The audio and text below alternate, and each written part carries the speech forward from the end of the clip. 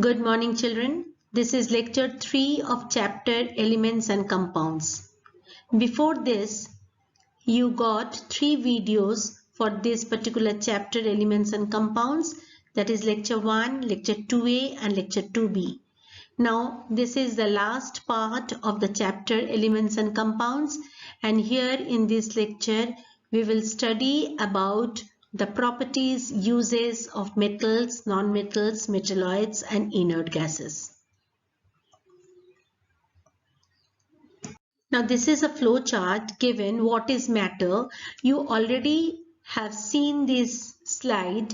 I have already sent you this slide in lecture 1. Now in that lecture I have discussed all the things written here. Now here in this chapter we have discussed all other things except metals, nonmetals, metalloids and inert gases. So here in this lecture we will talk about metals, nonmetals, metalloids and inert gases. Now first is metals and nonmetals. Elements based on their properties are classified as metals and nonmetals. Some of the example of metals: aluminium, magnesium, iron, zinc, copper, gold, platinum, sodium, potassium. These all are the example of metals. And nonmetals: carbon, sulfur, chlorine, fluorine, phosphorus, oxygen, nitrogen, boron. These all are the examples of nonmetals. Let us see what are the properties of metal. The first one, metals are malleable. There's a new word for you. The malleable means they may be bitten or hammered to form thin sheets. Next is metals are ductile, which means they may be drawn into wires. Okay, then metals are good conductors of heat and electricity. Through the metal, the heat and electricity can pass. That is the meaning of good conductor. Now, metals have luster. What is the meaning of luster? Luster means shine, which means they have a shining surface. Now, metals are generally hard. Metals have high melting and boiling points. Metals have high tensile strength, which means they can hold heavy weight without breaking. Now, metals are mostly solid at room temperature. Exception is there. Mercury is the only liquid metal at room temperature. Mercury is the only liquid metal at room temperature. I am writing here exception. Exception. Exception. Mercury. Mercury, the symbol is Hg, is the only liquid metal at room temperature. Okay, this is the exception. Now, next is metals usually have silver or grey color. And the last one, metals are sonorous. That is again a new word. That is, metals make a ringing sound when heat. So many properties are there for metal.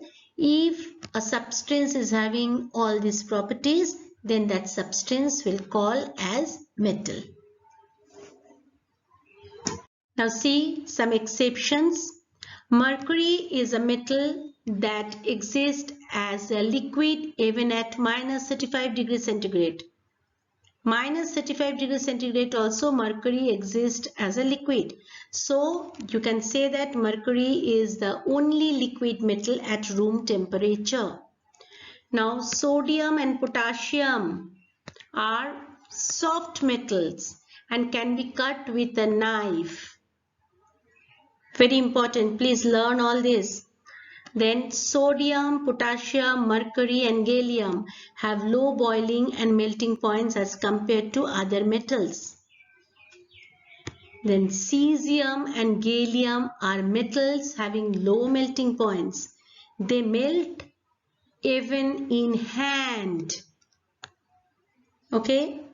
Zinc, arsenic and antimony are not very malleable, ductile and tensile as compared to other metals.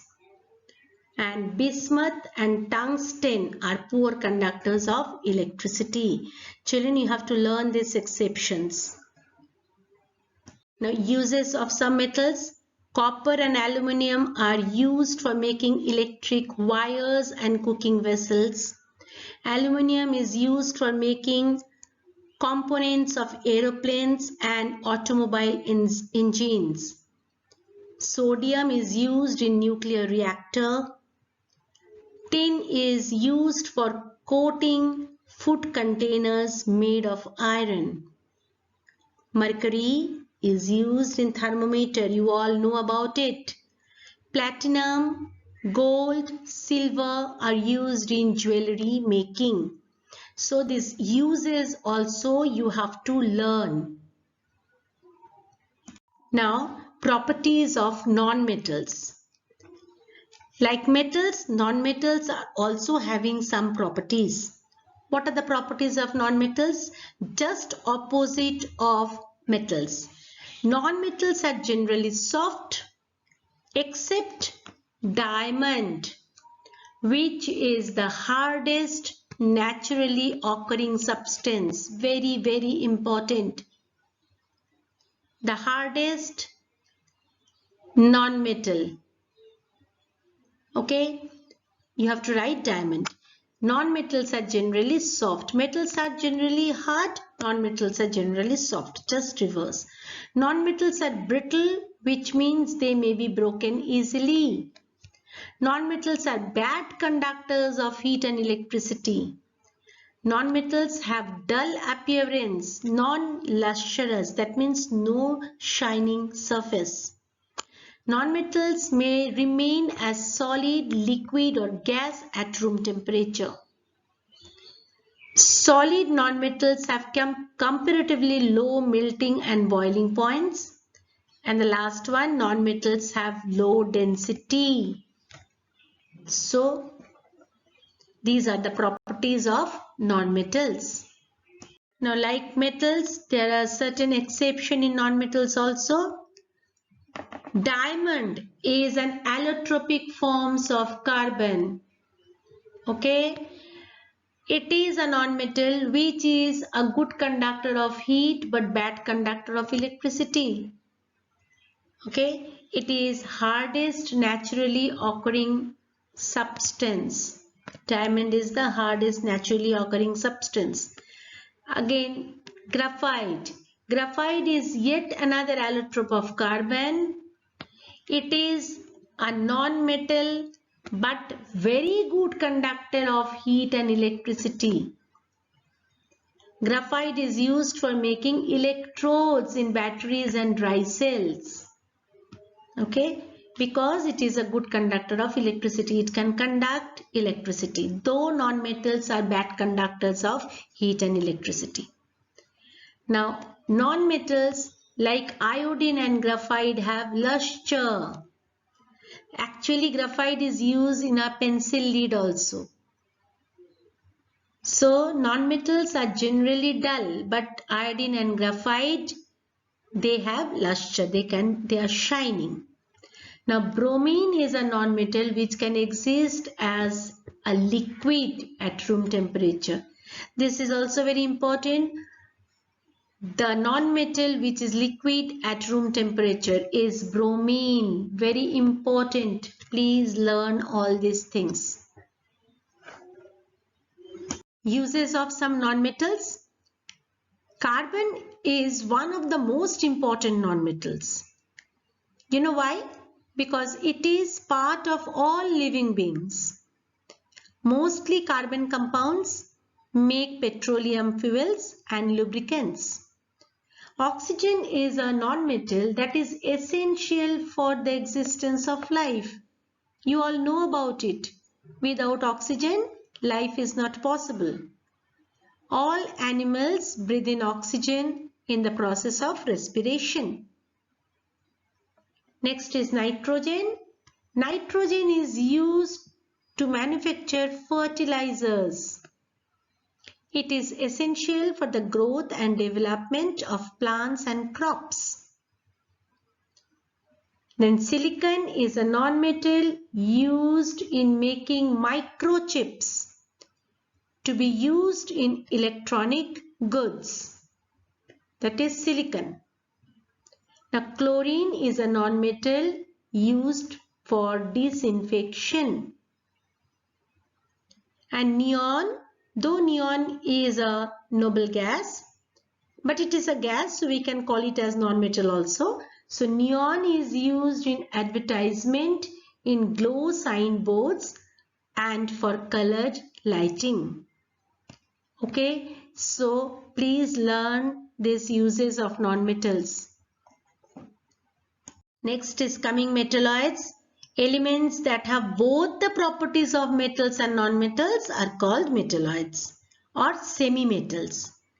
They are having both the properties of metals and nonmetals present in them. Example of nonmetals: arsenic, antimony, bismuth, germanium, silicon, boron. All these are the example of metalloids. Now what about metalloids? The properties of metalloids.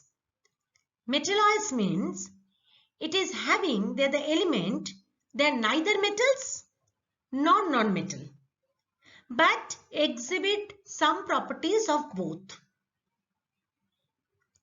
Next is all metalloids are solid at room temperature. And some metalloids are shiny and many are conductors. So they are having the properties in between metals and non-metals. They are known as metalloid.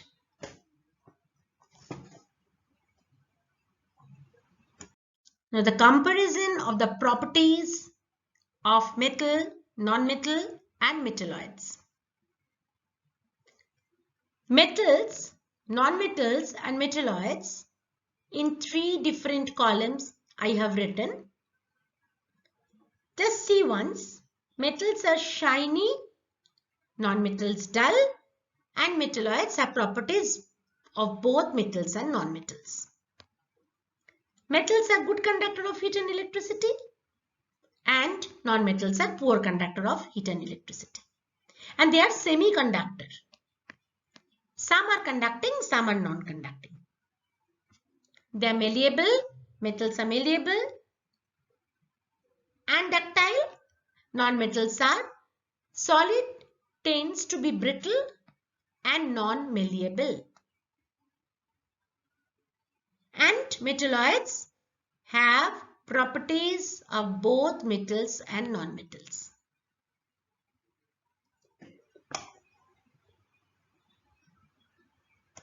Noble gases.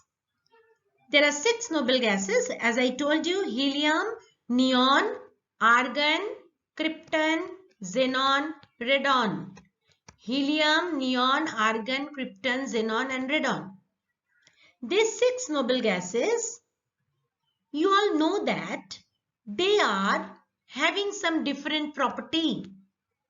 Noble gases belong to a group of gaseous element which are chemically inert. That means they are not reacting with anything. They are chemically inert.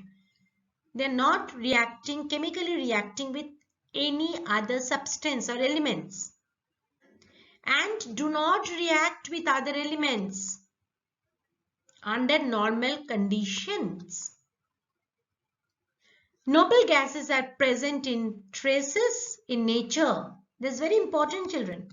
Noble gases are present in traces in nature and hence they are also known as rare gases. You may get a question why noble gases are known as rare gases, and sometimes we are calling it as noble gases, sometimes we are calling it as rare gases.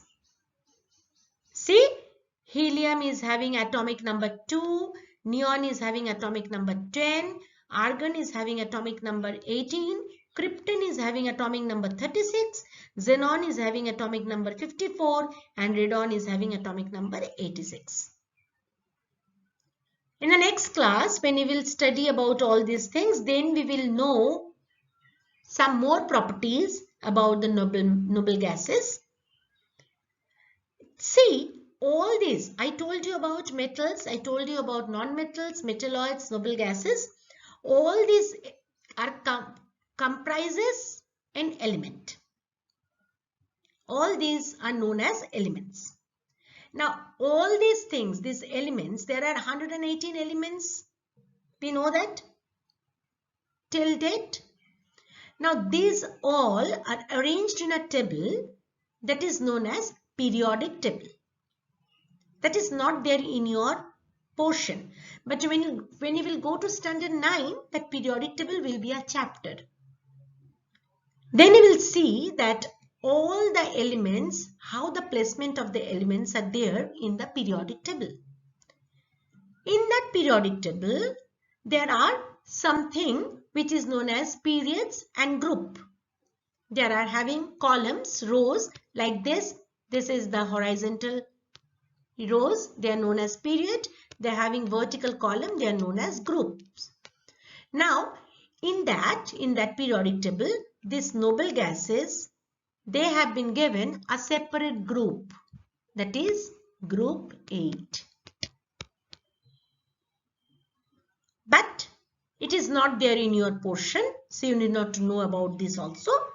But just I told you, in the next class when you will go to standard 9, you will read about it. The chapter Elements and Compounds ends here. Please go through the video properly. See the topics covered in the video. Read the book properly and try to understand.